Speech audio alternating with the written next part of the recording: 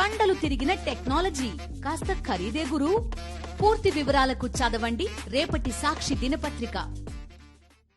ఇప్పటికే భారీ వర్షాలతో కోలుకోలేని విధంగా దెబ్బతిన్న విజయవాడకు మరో ముప్పు పొంచి ఉంది. రానున్న 24 గంటల్లో విజయవాడ పరిసర ప్రాంతాల్లో అతి భారీ వర్షం కురిసే అవకాశం ఉందని విశాఖ వాతావరణ శాఖ అధికారులు తెలిపారు.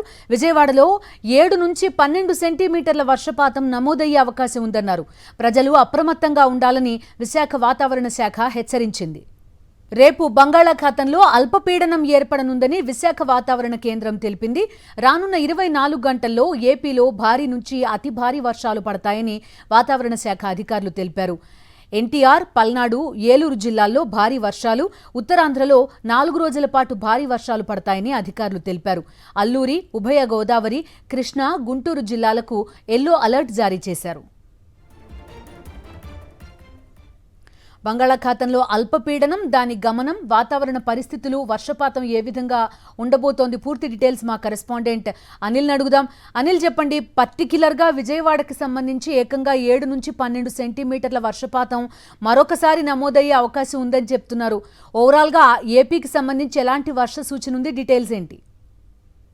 ప్రధానంగా ఏలూరు, పల్నాడు, విజయవాడ అంటే ఎన్టీఆర్ జిల్లాలకు ఆరెంజ్ అలర్ట్ జారీ చేశారు వాతావరణ శాఖ అధికారులు. 7 నుంచి 12 సెంటీమీటర్ల వర్షపాతం రానున్నటువంటి 24 గంటల్లో నమోదయ్యేటువంటి అవకాశం ఉంటుందని వాతావరణ నిపుణులు హెచ్చరిస్తున్నటువంటి పరిస్థితి. అలాగే రాష్ట్రంలో ఉన్నటువంటి చాలా ప్రాంతాల్లో మోస్తరు నుంచి భారీ వర్షాలు కురుస్తాయని వాతావరణ శాఖ అంచనా వేస్తుంది. అయితే రేపటికి బంగాళాఖాతంలో పశ్చిమ మధ్య బంగాళాఖాతం, దాన్ని ఆనుకుని ఉన్నటువంటి వాయువ్య బంగాళాఖాతంలో అల్పపీడనం ఏర్పడేటువంటి అవకాశం ఉన్నటువంటి నేపథ్యంలోనే రానున్న 4 రోజులు అంటే నేటి నుంచి 8వ తేదీ వరకు పూర్తిగా రాష్ట్రంలో ఉన్నటువంటి చాలా ప్రాంతాల్లో వర్షాలకు ఆస్కారం ఉందని వాతావరణ నిపుణులు ఇప్పటికే వెల్లడించారు. మరోవైపు చూసుకున్నట్లయితే సముద్ర వాతావరణం అలజడిగా ఉంటుంది కనుక 3 రోజుల పాటు మత్స్యకారులు ఎవరు వేటకు వెళ్లరాదని, అత్యంత అప్రమత్తంగా ఉండాలని విశాఖ వాతావరణ కేంద్రం తెలిపింది. మరోవైపు ఇప్పుడు అందరి చూపు విజయవాడ వైపు ఉంది. విజయవాడ ఇంకా జల దిగ్బంధంలోనే ఉంది. సహాయక చర్యలు కూడా కొనసాగుతున్నటువంటి పరిస్థితున్న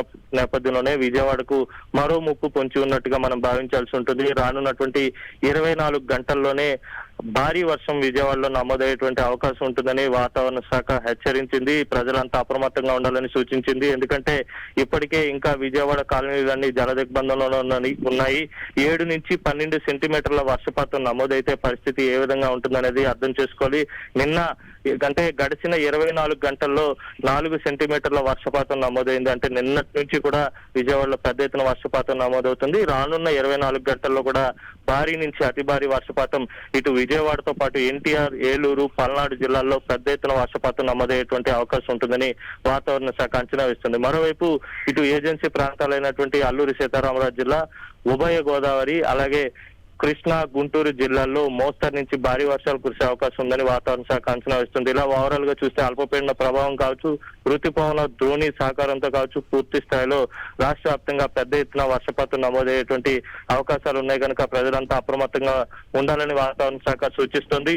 మరోవైపు చూసుకుంటే ప్రధాన ఎఫెక్ట్ అంతా కూడా ఇటు ఎన్టీఆర్, ఏలూరు, పల్నాడు జిల్లాలకే ఉంటుంది కనుక విజయవాడ ప్రజలు అత్యంత అప్రమత్తంగా ఉండాలని వాతావరణ శాఖ సూచిస్తుంది. ఏ నిమిషమైనా వర్షం మొదలై సుమారు 12 సెంటీమీటర్ల వరకు అత్యధిక వర్షపాతం నమోదయ్యేటువంటి అవకాశం ఉన్న నేపథ్యంలో అధికారులు కూడా అప్రమత్తంగా ఉండాలని విశాఖ వాతావరణ కేంద్రం హెచ్చరించింది. Bindu. Okay Anil, thank you.